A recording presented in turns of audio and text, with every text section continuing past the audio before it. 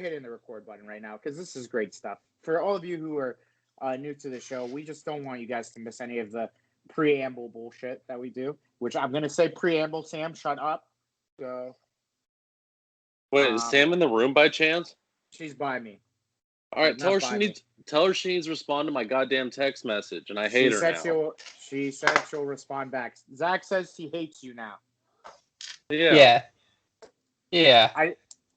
This is not what we're supposed to be talking about. The intro for the goddamn podcast, though. This is behind the scenes, you and Sam drama. No, this is on the scenes. This is part of the trailer DVD. This is when people click the behind the scenes. I say, Jeff Schneider, smallest dick I've ever seen. You know what? I had follow-up questions. I'm just going to leave them alone. I don't even think it's worth asking. That was my thought, too. I was like, there's so many questions I have, but I don't think I want to hear the answer to any of them. Let me guess. One of them is, how many dicks have you seen? And number two, how do you know how small Jeff's dick is compared to other dicks? All right. I have two other questions now. Yeah, I got another one. You know, like Always Sunny when they're like raising their hands, and they're like, put your hands down. No questions. Put your hand down. You have questions about like who I am? Put your hands down. Go ahead. Question one, Zach. We'll do one question each. Let's see. There. It's gone. Well, while he thinks, I'll just where. He left his camera on the one time. Let's just say that Phoenix Coyotes training facility got real personal with my mans. Wow. Was Phil Kessel there? That's my question. Now, let me tell you about the biggest dick I've ever seen. Looking in the mirror. Yeah! Nope. Big dick! Welcome, ladies and gentlemen, to another episode of Five Holers. We're doing the intros finally. We're back on the air. Doing the intros this way, because why not? I am your captain of the ship, the person who will take this team to new heights, because I am the One Love King, Michael the Garbage Disposal Shanuti. Thank you, Mr. Vincent. I will always use this. Dad's going to be excited he got a shout out on the podcast tonight, which means he might listen to it. And Mrs. Maybe. Vincent, because I just got to give the woman who had to handle all three of you and your dad a shout out, because she's a saint. Let's be honest. I love it. Yeah, I mean, that's not me just being honest. It's me being me, you know. Yeah, no, it's true. It's true. You guys as kids probably were wild. Wow. Not as kids. You know what? As teenagers, we were wild. Teenagers, yeah. Because as we were kids, so me and Zach both played hockey. So I feel like a lot of nights a week. Yeah. We were always at either one of us were at practice.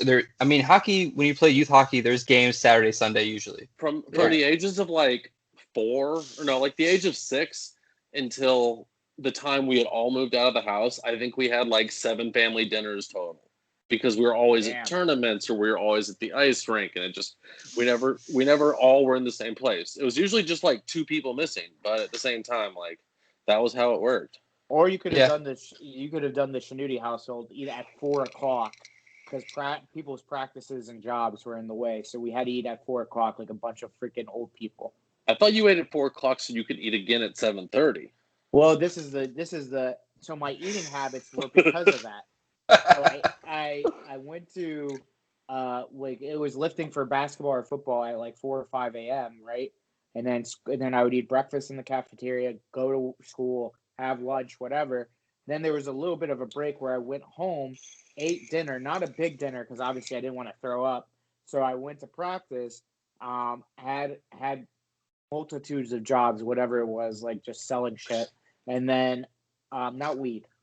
Wait, what? Wait, multitude of jobs. What do you mean? I worked at Nike and Nautica. At the outlet. And then those outlets were dope. The Timberland outlet up there was fucking fantastic. They still have them. I mean, they still have the Timberland one. The Timberland one's gone. I was up there recently. Oh, really? No, yeah. That's a shame. I need new Sad boots. State of events. Yeah. But after that, I would go home and eat again, or I would get like Wendy's or Subway. It was usually Subway because I felt like I was being healthy. Fresh. Yeah. Well, I got the. No, go, Mike. Finish your eating schedule there. I was more so saying like my metabolism was at an all-time high, and that's why I could eat so many things. And especially when you were doing all those different activities. No matter if you were going to make the team or not, there you go. So yeah, you got the bulk, you got the strength, you got the power to move through people. that was That's all you the need. peak. Little peak pick and part roll, of the sport. baby. Oh. Oh. I had Are a you talking comment on about there. that Larry Bird commercial for KFC where he was talking about eating the mashed potatoes and he called it a pick and roll? Ooh. No, Am but I that the sounds only one good. who remembers that? All I Yeah, remember from Larry definitely. Bird as a commercial was Larry Bird, and I think it was Michael Space Jordan. Jam. Oh, Space Jam. The McDonald's commercial. They were doing trick shots to see who would eat it, and then Magic Johnson came and ate all of it, and he was like, "Thanks for the meal, guys, and for like a show." And they were like, "What the fuck?" That's old school TV right there. Let's just get a bunch of stars and make no sense. Yeah. I love it. Is I Tony wanna- Hawk I wanna- available? I want to say though, you mentioned Subway there. Tony Hawk is the new spokesperson for fucking Subway. He Wait, is, so and Tony that's Hawk's kind a of like pedophile? no. No, whoa. No. Okay. Okay. Not that hot take here. Nope. Here's the problem. It's like Shaq with the Papa John's thing. They brought in these likable athletes so they can rebrand their image to be likable again. Shaq, Papa John's, that can't be racist. Tony Hawk, Subway, that can't be pedophilia. That's just regular shit. So, I mean, you're back to That's eating, just marketing. Yeah. That's marketing. Quit giving away our 101. marketing secrets, Shanuti. Listen, the way we're going to make sure all our shit is going to be fine is we're going to hire the one, the only Tom Wilson. I was Yeah, gonna say- and just wait to see what we're doing with Jeff. I was going to say John McAfee. We can hire him, right? John McAfee. Or we could hire Don Cherry. He's around. Yeah. I think Don Cherry would work for like printed fabric at this point in time. I think we need Don Cherry on the show. I think we just need Don Cherry on the show. I don't know. What have you done to get Don Cherry on the show? What have I done? Nothing. AKA Okay. my job. At least he's honest about it. I'm just being honest. Listen, aren't you the guy who's getting guest stars? You're the guest star guy. You're the talent scout.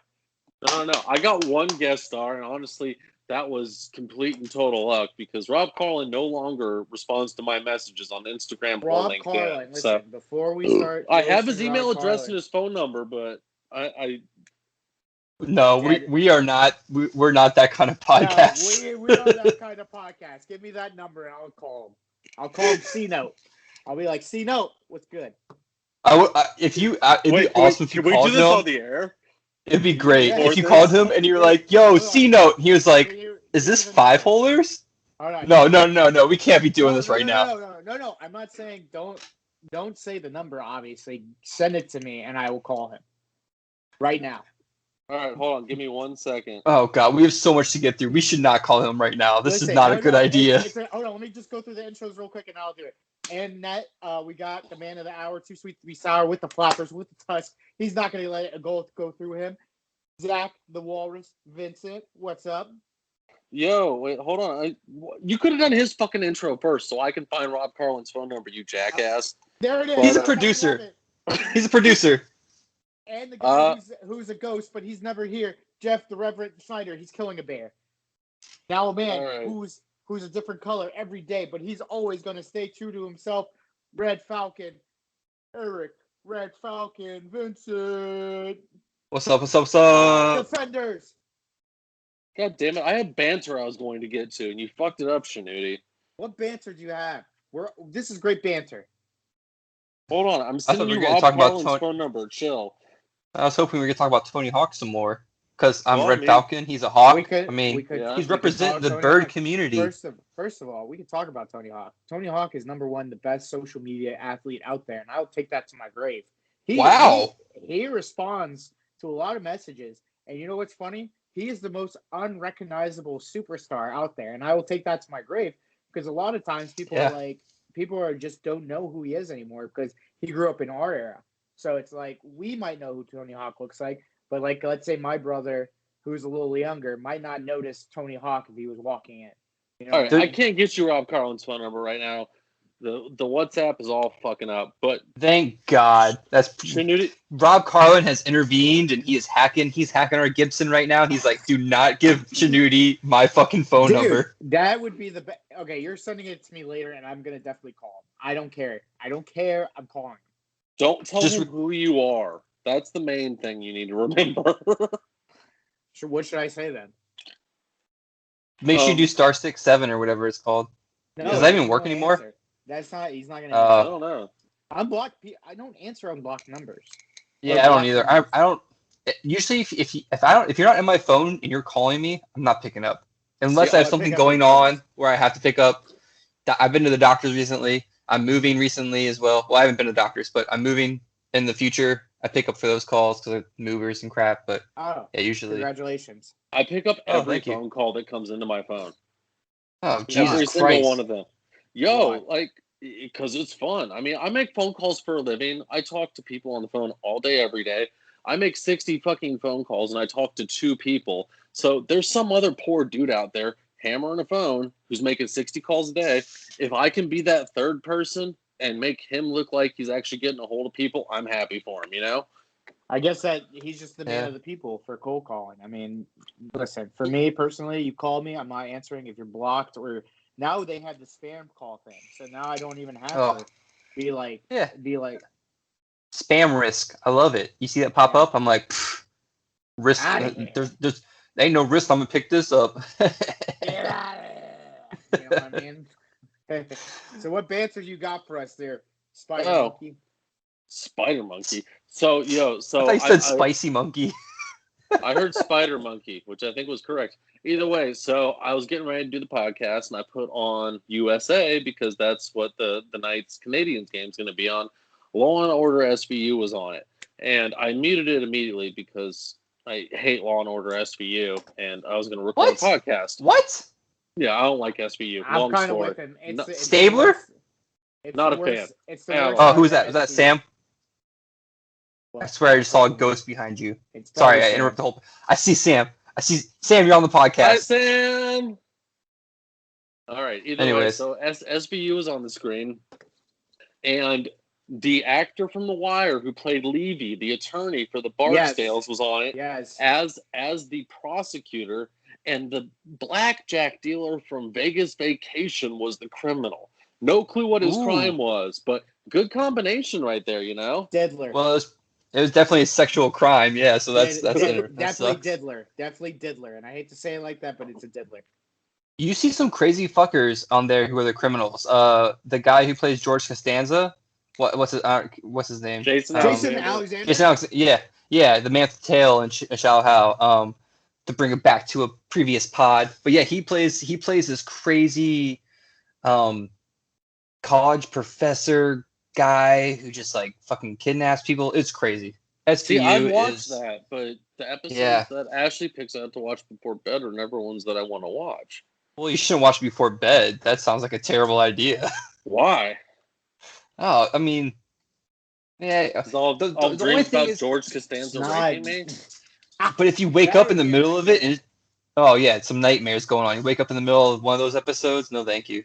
It's better than waking up to fucking Charlie and Dennis yelling. It's like true that. I woke up to the hello guy. Do you not see her? There's a sidewalk. I mean, you can't even watch that in general because they yell the whole time. So no, I can watch it. I can watch it, but I mean, while going to sleep, yeah. I mean, it's just You know what? I had to. The Office was our sleep show. You know, if we had a TV, we don't have a TV in our room right now, but when we did put The Office on, you just fall asleep. It's just good. It's comforting. You know, just The Office. Feels comfortable. Feels familiar, but it's gone. I'm a fan of My Name is Earl, actually, is really fucking good. Oh. Let Jason Lee soothe you to sleep and even subtly wakes you up. Here in this household, we get Gilmore Girls because I don't fall asleep in time. I'm confused. She goes into bed early. She puts Gilmore Girls. Gotcha. I don't have a say in the matter.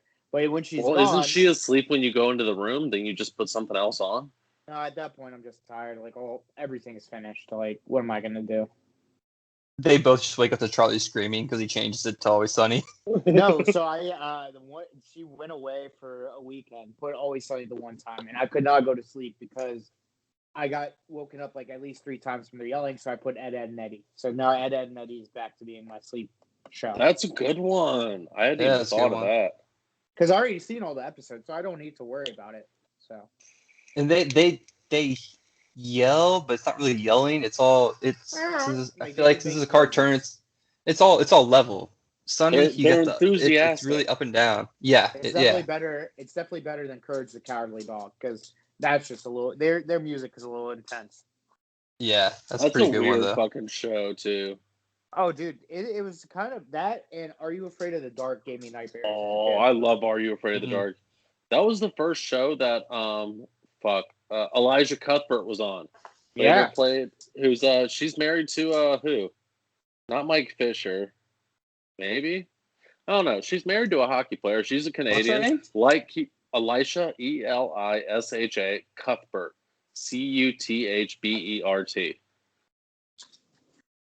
I don't know. She's not on the front page of this, so we're not a research podcast here. But wait, what? I've been doing research for every episode. Well, recently we have been. Look at that though. That if you're not watching the YouTube video right now, or wherever we have some sort of video, you gotta watch it. Frankie is all over Mike. Oh, she was married to she is still married to Dion Phaneuf. Ooh. Oh, interesting. Who, if I'm not mistaken, he sounds like a douchebag. Like I have no opinions of him as a hockey player or as a person, but at the same time, like if you found out that there was a guy named Dion Phaneuf who was skating on the second line of your JV team, chances are you'd start making fun of him before the season started. Oh, definitely. I mean, but then he would be the guy who is played for what, the Maple Leafs? Did he win a cup? Phaneuf have a cup? I don't know. I have no clue. See, this is where we need Jeff. Jeff, we missed you. You would know this. Yeah. Come back from saying ghosts. He did play for the Maple Leafs. How do you even spell Phaneuf? Phaneuf. That's an interesting name. This is dead air. Who cares? We're moving on. Zach, do you have hockey news for us? Speaking of names, was that on me? No, definitely not you. I was looking for some news. Go ahead. It was Dion Phaneuf's dumb name spelling. That was it. News. All right. So speaking of people that Jeff loves, Dave Hackstall has been hired as the head coach of the Seattle Kraken. He took the University of North Dakota to 7 Frozen Fours, including the first season he coached in 2004. He went to 11 NCAA tournaments. He's Jeff's ideal man, and Jeff actually uses a picture of him as his Tinder profile picture. But either way, Dave Hackstall is after he left UND, he coached in Philly for like 3 or 4 years. That was when Ron Hextall was running things there, and it was Hextall, and it was a fucking pain in the ass to figure out who they were talking about on podcasts. And after that, he was an assistant in Toronto up until the end of last season, and now he is going to be head coach of the Seattle Kraken. Either way, he is someone who is known for his ability to develop young talent. I mean, extremely successful college coach. And, he coached UND for like 14 fucking years. And they've been a hockey powerhouse for 2 decades now, which where's Jeff when we need him? But either way, very good coach when it comes to developing young talent. So it's going to be interesting to see, what he does with the players they get. But I think more importantly, it's going to be really interesting to see with who they decide to pick as a result. I think they might pick up 1 or 2 veterans in the expansion draft, but I think they're going to be going after primarily young talent instead of being like Vegas and going for an almost win now mentality in the expansion draft, which Vegas did and almost did. I think they might be trying to pick up players who are a little bit younger who, obviously if they're still, on their ELCs, they're not eligible for the draft, but picking up players who are 20, 21, 22, 23 who've been playing since they're 18 and trying to develop them into a core that's going to suit them for a long time. So it's a very interesting hiring, to say the least. Mm-hmm. So it's kind of interesting that you said that because, I mean, we know how good he is because of Jeff. Because I mean, outside of Jeff, I don't think any of us really watch college hockey like that. And like you said, Zach, with a college head coach now moving up to the ranks, you see that a lot in like football and basketball. I have not heard a lot of hockey coaches doing it. Like I like right away from being a head coach in college to a head coach in the NHL. Maybe I'm wrong, but I feel like it's less likely to happen like that. And then one of the other things is you're correct. I feel like now with a college head coach, they're going to go for more younger talent than what we think they're going to go for in this expansion draft. That isn't like let's get like Holpe or let's get Oshie or who like those guys. You know what I mean? Like older guys that are ready to win now if you put them together correctly. Maybe he wants to build a younger core. He wants to build a team that probably is not going to come close to the playoffs, but if they had the right development that they will in a few years and build a program. So that's my take on it. I know Jeff is probably creaming in his pants because we're saying it's going to be good, but at the same time, we'll see how it develops because the hockey. When I watched the one college hockey game, it seemed like the speed was slower, way slower. So we'll see how it goes. It'll be interesting to see like what happens with like. I think they might go the other direction. Actually, I think that they're going to try to sign some older guys, and they're going to let the coach who knows how to coach younger guys put his systems and plays into place for an older veteran group who can really make them work together and like gel really well together and have players who have been playing for a while, who are in the league, who know what's going on in the league. So it's different playing from college to NHL, but not that I know, of course. But I think it'll be cool if they get some older players in there, some veteran dudes, and maybe the third, fourth line, some more rookie guys, of course. But if they do this right and they pull like a Vegas, they can get a really good team and have a coach who has really good systems that work at college level that hopefully translate into NHL level as well, and they could have a really fucking good team. I with Vegas, and I think coming within the Kraken now, it's going to be some bullshit where the team's going to be really fucking good because they have really good people that they were able to sort of cherry pick, and then we'll see them in the playoffs for the next few years, and maybe they'll win a cup, but maybe not, and maybe they'll have to rebuild. But I think the Kraken will be good, and they'll have a good core roster of some veteran dudes, some younger guys they build for the next 5 years probably. Yeah, that's an interesting take. I do think that they're going to take like 2 or 3 veterans and that's it. But I think the idea of having their young guys play on the third and fourth line is kind of ridiculous. I think they're going to be taking people who have the potential to be, top 9 players that are young, and they're going to have their veterans in the bottom half of the roster who can step up and do the grinding, put in the heavy minutes when they need them to in defensive situations. But I think as far as offense and flash, because that's how UND has been, is they're going to have the prettiest fucking players on the ice humanly possible. Like, you look at the people who've come out of UND and you see finesse players, you see a couple bruisers, but for the most part, it's people like TJ Oshie, who defeated Evgeny Malkin in the fucking Olympics in the shootout. Like, I think you're going to see a lot of top line talent that's just not there yet. Their top line's going to look like a third line to begin with, but in 5 years, it'll turn into a top line. And what the fuck is that, Shanuti? It's a dog. It's definitely a dog. It's got to be. Turn At your least show us the back damn on. dog, man. Come on, It's a show the dog. dog. Camera on now. Put your pants on, Shanuti. What am I putting my pants on? Look at this motherfucker. Hell yeah. He's just having a good time, man. Look at him. Oh yeah. Hi, Frankie. Anyways, you know what?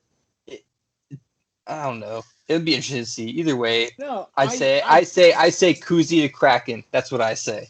Send that bitch ass to Kraken. Bill. Top line player, got the moves, got the skills, wants to perform when he wants to perform. Kraken all day. I'd like to point out that our producer is literally playing with a dog instead of producing the show right now. He's trying to eat fucking the pillows. Well, that's your fucking issue, not his. If he wants to eat the pillows, he can eat the pillows. What, am I supposed to sit here watching him eat my fucking pillows? Are they your pillows or Sam's pillows? That's actually my ex-roommate's pillows. He told me I could keep them. Okay, so they're no one's. So they're Frankie's pillows. Jesus Christ on the cross. Next subject. What other hockey news do we have before we have to get into part 2? Oh, I got some other hockey news, but it's a heavy subject, and frankly, with what we're moving into in part 2, I think we should save it for the off season. So, Eric, take us away. All right, Mike, do you have an intro song for this part 2, the bad? And now, back to school. Back to school. No, we already did back to school. We already did back to school. That was the good. That was the good. Lunch packed up. No. My boots tied tight. I hope I don't get in a fight. Oh, back to school. Back to school. And then the bus goes boom straight past his face. Rules. And welcome to this episode of Adam Sandler Part 2, the 2000s edition.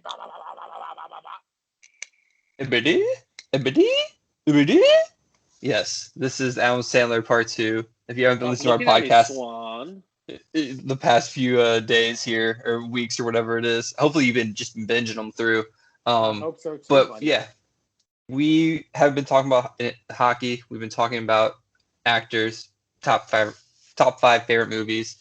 And last week we did Adam Sandler Part 1. We did 1987 through 2000. We stopped at Little Nicky. Little Nicky, yes. Up through Little Nicky. We started Going Overboard with Little Nicky. We did our top 5 favorite movies. And now we're doing from Little Nicky onward to present. Whatever you can find in those years, my friends. So we're going to get into it. I think we're going to... What we should do is... We should figure this out before the show, but I think we should do. So I knew to hit record way too quickly, like normal. No, because we had good shit going. You know what? We talked about this. We know what we're doing. We just keep forgetting. We're going through our lists. We're going all through our lists, and then we talk about where the movies fall. We can criticize, and then we talk about honorable mention. Okay, Okay. No. I think we do 555 444 333 222 111. But we don't talk like we do 555 444 333. Well, no, then we don't get any banter then though. We get banter later. You know what? I think no, that's not going to work either. All right, fine. 555 banter, 444 banter. Yeah, we'll do that. No, you know what? I have another idea. Just to extend the background here. Should we each say our list, and then does anyone have them chronologically? Zach, do you have the movies? I guess they're sort of spread out, so we'd have to figure it out. But, I don't have all of them chronologically. I have the ones that I picked to talk about chronologically. Okay. I mean, I have IMDb open. I can go through his movies. That's not hard. Oh, wait, no, I don't have IMDb open. Fuck. I have it. The podcast is over. Call it boys. Thank you for listening to Five Holers. All right, you know what? We'll go through our list one by one, and then you say 1 through 5. We'll do no banter, and then banter after. No, I thought we agreed on 555 banter because that's what Zach wants. Okay, so, all right. Because if somebody has a number 5, that's somebody's number 1. It'd be good banter. I think that we should just start going through our list and we'll yell and scream at each other like normal. So I'm going to start. Yeah. All right. So at number 5, I have the first movie that was eligible for this list. Punch Drunk Love. It's a Paul Thomas Anderson movie, which Paul Thomas Anderson is one of my favorite directors. He's made, he made both Boogie Nights, and There Will Be Blood. Like, phenomenal director. Either way. Whoa, There Will Be Blood? That one movie with the blind kid or whatever, he's like deaf. What is he? Deaf, yeah. But and Daniel Day-Lewis, about the oil. Yeah. Oh shit. Yeah, that was and the same Boogie director. Nights. And Boogie Nights, and he also made what was that movie called? Magnolia. He did Phantom Thread and. Oh well, whatever. I haven't heard of this other I've navigated away from my notes. I have to look up Paul Thomas Anderson movies so I can tell you what his other big one was. All right, hold on. Give me a second here. Boom. Well, while you look that up. No. I'm here. He did Inherent Vice. He also did the Corey Haim fucking documentary. And, God, he did a lot of stuff about Corey Haim. He's made a bunch of Radiohead videos. This isn't about him. Or Radiohead. He made The Master with what's his face? With Nobody. No, not Rivers Phoenix, his brother. The guy who played the Joker. Joaquin Phoenix? Yeah, with Joaquin Phoenix and Philip Seymour Hoffman. Crazy movie. No idea what that is. It's loosely based off the story behind Scientology. It's really interesting. You should check it out. Oh, Yeah, okay. Very weird movie. Either way, Punch Drunk Love. So this was the first serious role that Adam Sandler did. He kills it in the role in a movie that is largely just his character going about his life and dealing with his stress.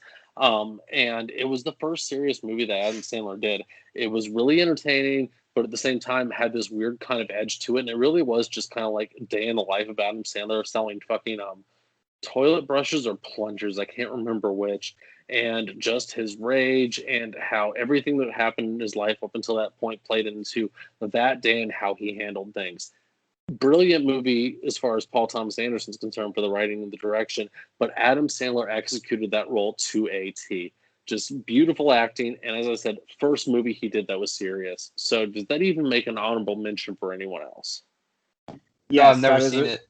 Honorable mention. That was an honorable mention for me. I had it was actually going to be my number 5, but my number 5 came in hot, so I had to make sure I got it in there. Tell us the hotness. The hotness is Funny People. I think it was a great movie. I think it was really, really good. It's an all-star cast. You can't beat the Eminem scene where he's just like, "Do you want to fuck me?" and all this shit. And, yeah, Ray Romano. Hey Ray. And then you just feel that it was a coming out party for Aubrey Plaza. I mean, Seth Rogen was in it. Lisa Mann, Jonah Hill, like a bunch of actors were in it. Seth Rogen was arguably the star of that movie. It was, but here's the kicker: was that movie going to be good if it was anybody else but Adam Sandler playing the role that he was playing? I said, hey, sir. That was what I wanted to touch on. That got bumped out of my top 5 on my other movies, but Punch Drunk Love was the one that bumped it out. Either way, Adam Sandler plays this really peculiar, funny, just almost nihilistic character where he's fucking hilarious. But he has these serious moments with what's his name in the movie? Seth Rogen's name is Jonah. But Jonah. Yeah.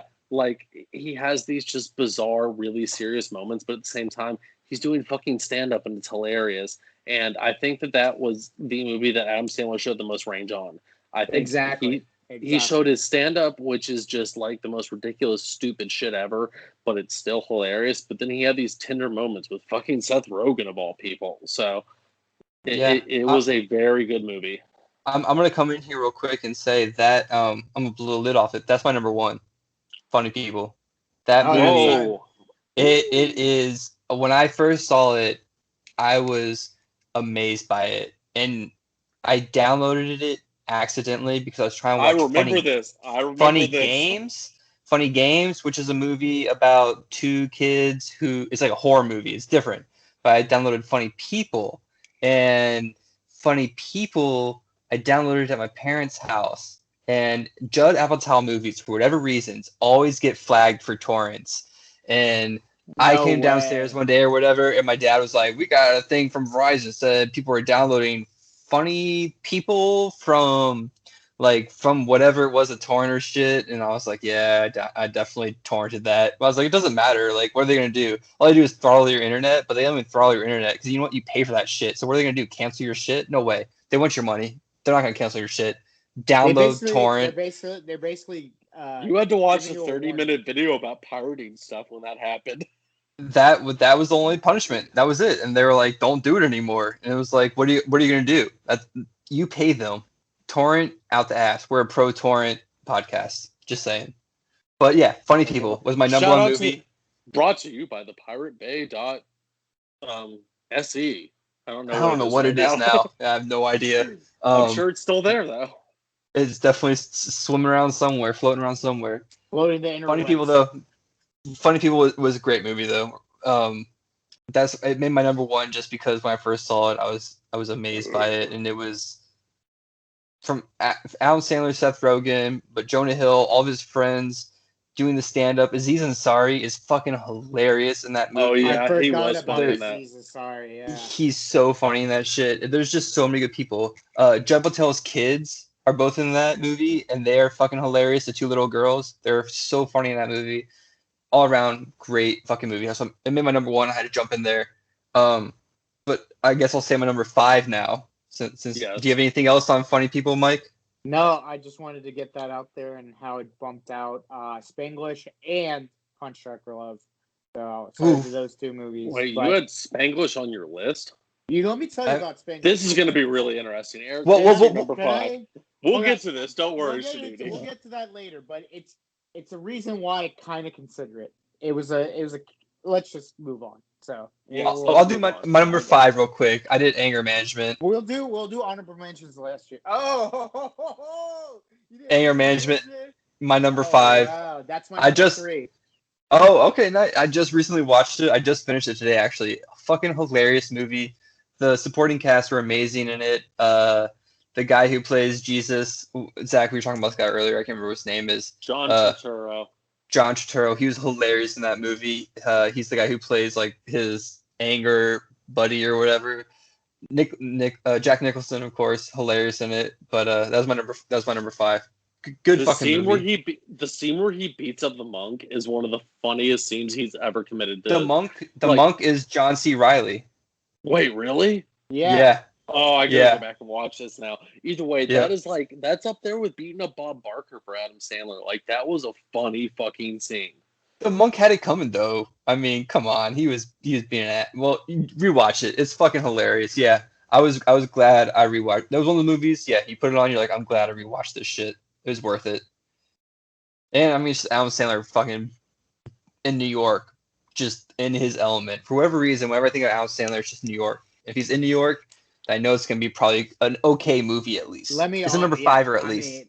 Big Daddy. In his best movie, he played a Boston Bruins fan. in your top 5. We're gonna argue about that later. Don't you worry. In your top 5. In your fucking top 5. So are we on to number 4s now? Number 4s. All right, Schnooty, hit your number 4 first. So my number 4 is a classic. I love it from beginning to end. I watch it every Christmas. It's 8 Crazy Nights. I know it's a Jewish thing with 8 Crazy Nights, but come on, man. That was Adam Sandler's kind of like, I don't know how to explain it, but just the whole cartoon aspect, him being a kind of like a washed up basketball player. He loves to tell people he played fucking basketball for some reason, and he's good at it. But that was the key moment where he did it. I just enjoy the music. I enjoy, obviously, were the two little, like, old people his grandparents, or were they just people who guardianed him? I think it was his. Who knows? I have no fucking idea to this day who they are exactly. But do you know? So Adam Sandler, real quick here, he did all the voices for Davy, Whitey, and Eleanor. So he was his mom. Yeah. So jump in there with a quick fact there. No. I mean, Rob Schneider was in it. Of course he was. His wife actually played Jennifer in that movie. Jackie Sandler was who it is, and then John Lovitz was in it. So it was a good class.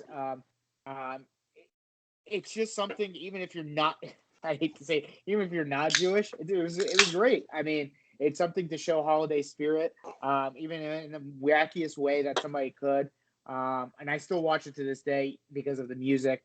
The song, if you haven't seen Adam Sandler stand up, his songs are amazing, and they really come to life in this movie. So I love that movie, and honestly, like, the thing for me is it was the first time he did an animation.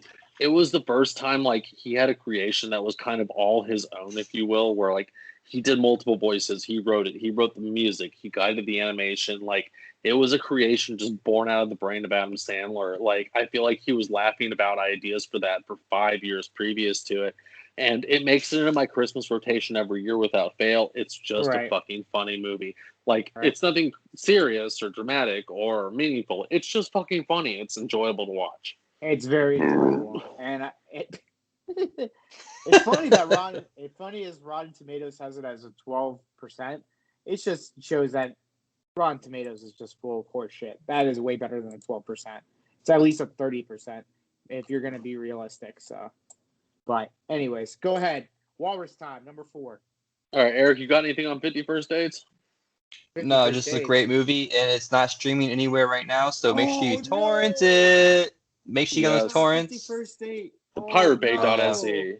All I've right, been trying to for my- watch all Adam Sandler movies recently, and it's been the hellhole of trying to watch shit. All right, Yeah, anyways. For my number 4, I have 51st Dates. Fuck. It's him and Drew Barrymore again. God damn Rob Schneider and Sean Astin are both fucking hilarious in this my movie. God. With Rob Schneider is like I don't know, he works at the resort and I'm pretty sure he just bangs the people who stay there. But like he does scuba diving and all sorts of weird shit. And then Sean Astin as the brother is fucking hilarious.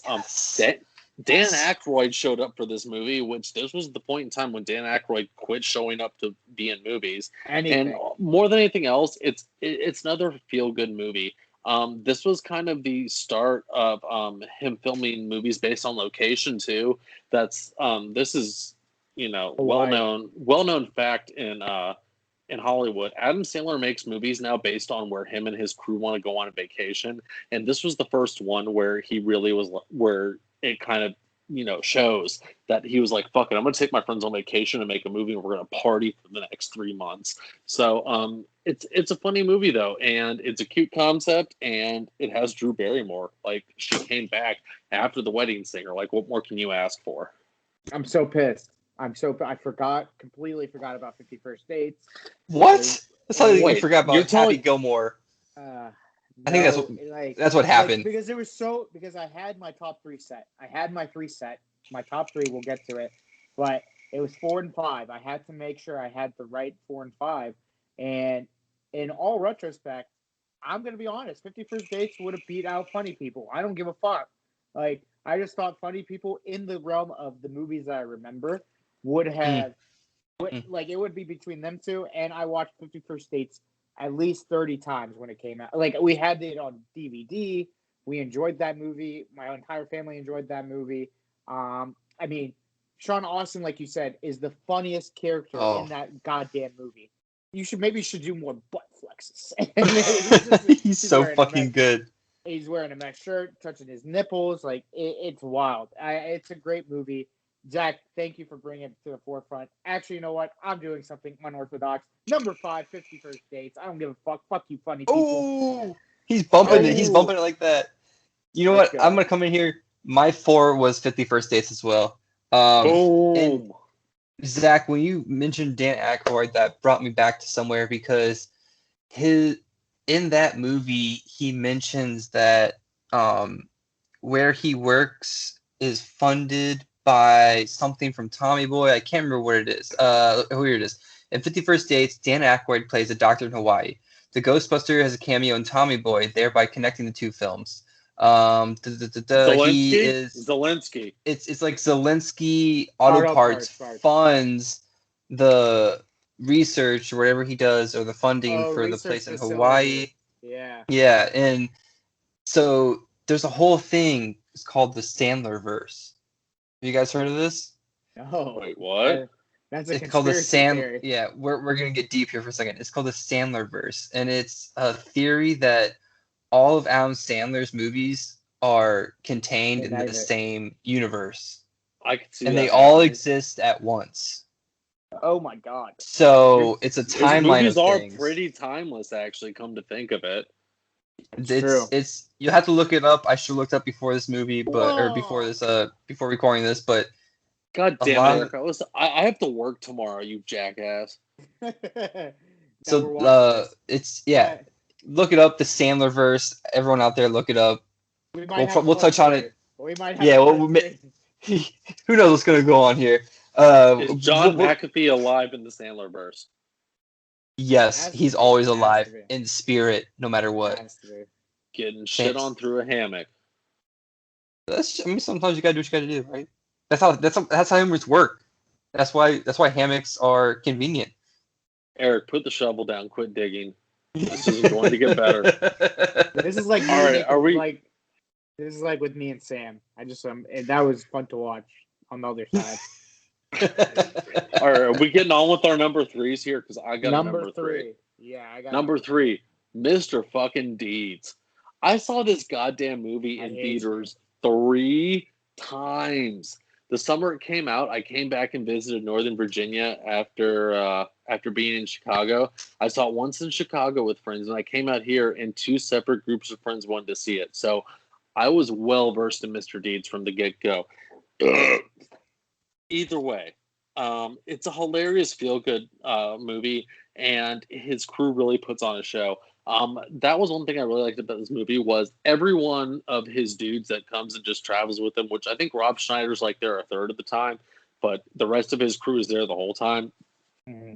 They all put in grade A performances, and it's just a fun story, and it was funny, plain and simple. And on top of everything else, a wonderful musical rendition of Ground Control to Major Tom was in this movie. But it's funny. I like it. Yeah. Oh, man. And you know what? It's a good movie, plain and simple. It's enjoyable. Mm-hmm. It's funny. It's wholesome.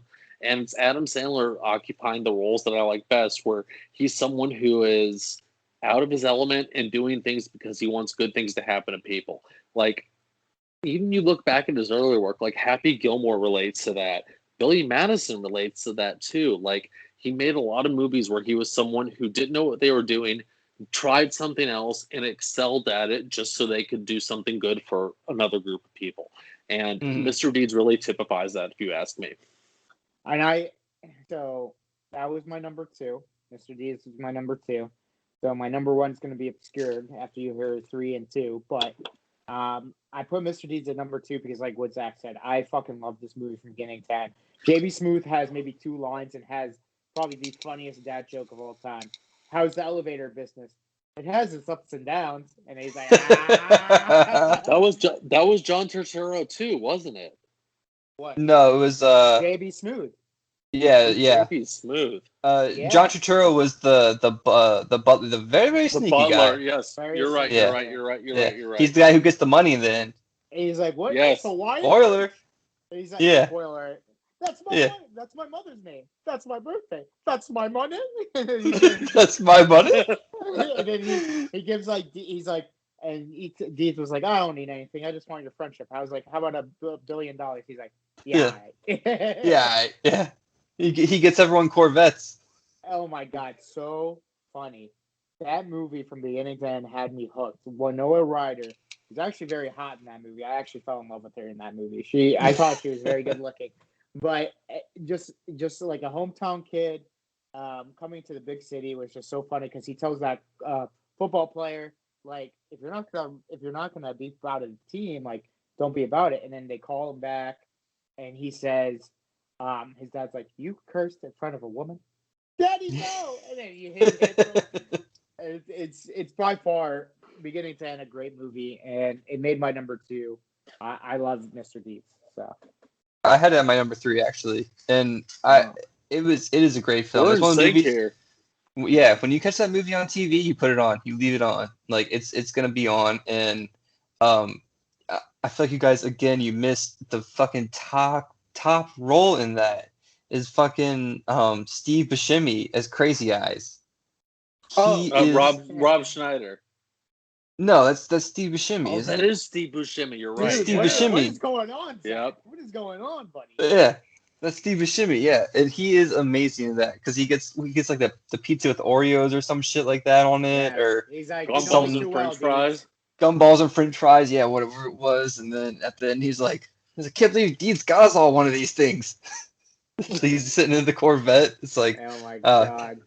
Another great role by him, where he was fucking the homeless guy in Big Daddy. It's just again Adam Sandler bringing his crew along, Is there ever been a guy? Is there ever been a guy that has done great as a sidekick better than Steve Buscemi? I feel like there's none. He's done great as a sidekick. Yo, he's great as the leading man too, though. If you haven't seen Boardwalk Empire, get on. No. Let me rephrase. Best sidekick in movies, not in TV shows. Steve Buscemi's the shit. He's funny. His role in Billy Madison was fucking hilarious. As the guy who was going back and killing all the people who made fun of him in high school. Yes. Yes. And he takes him The lipstick. Billy Madison Yeah. said. Billy Madison's like, I'm glad I called that guy. Yeah. That was probably one of his best roles. That shit is amazing. Man. Shindy, what was your number 3 though? I had Anger management. Anger management. Okay, was number 3. nice. Okay. All right, cool. I do want to talk about that. Just one thing about that too movie. Fucking, I said it in the chat. I just remembered to look at it. Rudy Giuliani is in the end of that movie, and he's like, let the man speak. And they bring back out Adam Sandler, and he gets to talk to his girlfriend and stuff. And he's like, Rudy Giuliani's like, oh yeah. He's like, well, kiss her or something. I don't know. It's just terrible. It's the beginning of his great career. Just the Giuliani kind of shit that he does. Unbelievable. Yeah. It's just Adam Sandler too, being like, because he gets so many people in that movie. Woody Harrelson. Oh, yeah. Woody Harrelson, great playing the prostitute. Yeah, great, good stuff right there. Good stuff movie. right there. Good movie. All right. Well, while they're there, you just revealed my last points. I was gonna pull a quick one on you guys and throw anger management at first, but not tell you until we got to number 1. So there was a little bit of suspense. But either way, the movie's fucking hilarious. It's one of my favorite movies of all time. Apparently John C. Reilly is in it, which I didn't know because he was fucking unbelievable. But Yeah. a character Eric brought up earlier today. Kevin Nealon is absolutely hilarious in that movie. You get just the right amount of Kevin Nealon, and it's fucking hilarious. But that was my number 1, was anger management, and Woody Harrelson as the transsexual prostitute it's the best role Woody Harrelson's done since he was Marty Hart playing Simple. All right. Kevin Nealon in that movie is so fucking good. Adam Sandler's like, should I be worried about this? Kevin's like, no, not at all. You'll be fine. And said, like, you're guilty. He's like, huh.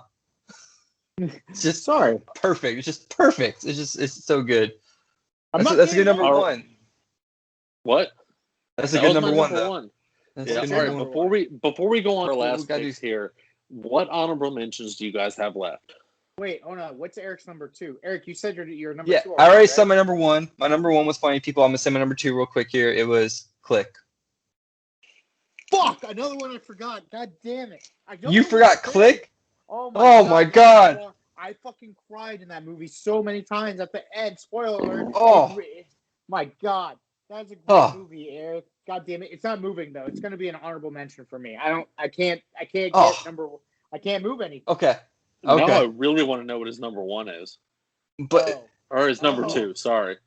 No, my number 2 is Mr. Deeds. All right, hold on. Let me throw my number 2 out there.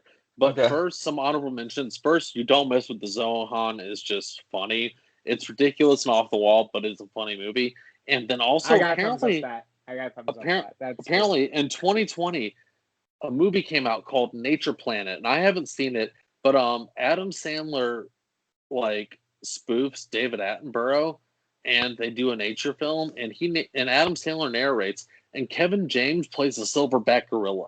So I'm gonna go look this up later on tonight and see what the fuck the deal is. Did not know that is hilarious.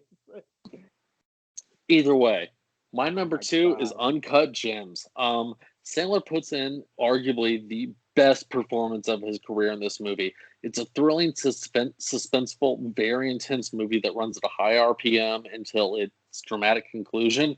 And there's no real message in the movie. It's very similar to Punch Drunk Love, where it's just a guy, a day in the life of a guy. There's no feel-goodery. It's just a really well-written movie that Adam Sandler stepped into the role and he became the person in the movie. Obviously I had a comedy as my number 1 for anger management, but Uncut Gems was Sandler putting in a performance that you wouldn't expect from him. And it was a just well done, perfectly executed movie. And Adam Sandler was the right person for the role, plain simple. No, it was just Adam Sandler. No, it's a good movie, but it's just Adam Sandler being New York. It's just fucking being. Earlier I said I love that, so I'm contradicting myself here, but I did. It's a good movie. I did love it, and it's just so brand new. I couldn't put it in my top 5, and that was another movie that I was teetering on. It's just so brand new. The other movies I had to put and give respect to because I've seen it so many times. Not saying anything is wrong with that. I'm just saying That was probably his best dramatic role, probably his best acting job, like Zach said. It's just the other movies. If we're talking about The Sandman, I'm talking about these movies. You know what I mean? Like Uncut Gems is going to be in there, but I'm talking about The Sandman. I'm talking about the dude. You know what I mean? So I can't wait to hear because we got through me and Zach's first one. no, We already did we that gotta shit. go back to Click. I had funny We gotta people. Go back to Click. We gotta go Yeah, back to Click. we'll go back to Click. That's what I'm saying. We'll go back to Click, and then Shunji will do your top because then that's all we have left is your number one, right? So I want to. Or do we have your number two and your number one? No, I did all my movies. We said what I said. 50 First Dates got in. Crazy Nights, Anger Management, Mr. Deeds, and my number one is Okay. nobody said it. Nobody said my number one. Okay, so we'll start. We'll go to Click God, here. I am fucking afraid. Let's jump into Click. If you haven't seen Click, Zach, did you watch that shit? Because it is so good. You didn't watch it? I've never seen Click. Oh, I don't even want to talk about it because you haven't seen it. Honestly, I was going to watch it today, but I thought it would be funny on the podcast to say I've never seen that movie, so I just put Game of Thrones on instead and kept rolling with that. Oh, God, Jesus Christ. You picked the wrong decision. You should have watched it with Elliot and Charlotte. You know why? You know why? It's a very the one good reason movie. It's a very good family movie. It's a good story. The one reason is Christopher Walken plays the Angel of Death. Yep. And it's probably his best role. It's probably one of his best roles. It's fucking amazing. He does a great job in that movie. Sandler does a great job too. It's touching. Like Shudi said earlier, by the end of it, you're tearing up. You're like, holy shit, because a lesson is learned. And like you said, it's another classic Sandler. He learns his ways and he realizes he needs to make a change. And he tries to make that change. And great movie. Number 2, right. Click. If you haven't seen it, watch it. Great. Click and Jonah Hill's in it randomly. Bunch of random people. But Christopher Walken. Sean another Austin one of his makes another appearance. And he does. He does make another like body image funny with a Speedo, and he's always wearing one. He does, yeah. Good call, yeah. Dustin, no, the guy from Baywatch. David Hasselhoff plays the boss. The boss. And David Hasselhoff's in it. Yeah, it's a good movie. Zach. You'll love it. Fucking Henry Winkler plays Sandler's dad. All right, yeah, I'm down with that. And then it's the woman, and then his mom is she's the voice of Marge Simpson. Yeah, she and Lisa, Julia, Deborah Kavner. Right. Julie Deborah Kavner. Yeah, that's what it is. And then if that doesn't sell you, his wife is Kate Beckinsale. Hot as shit. Okay, I'm in. Yep, that was all you had to say. How are you not in it, Christopher Walken? Come on. Kate Beckinsale's guaranteed in. Yes. Okay, let's jump in. Shooty, what's your number one fuck here? Up the rest of our night, please. Ready? Yeah. It's a movie that nobody will ever doubt that. I mean, if you doubt that this is my favorite Adam Sandler movie, then you don't fucking know me. Play the song. Let's go. Come on, play it. Damn it, ad. Hold on, and my headphones are in. Give me 1 second. That was so unsuspenseful. Can you guys hear it? Nope, it's not working. Nope, no.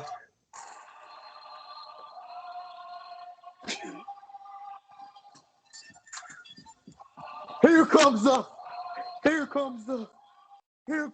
y'all really want it like boo. Here comes the boo. Here comes the boo.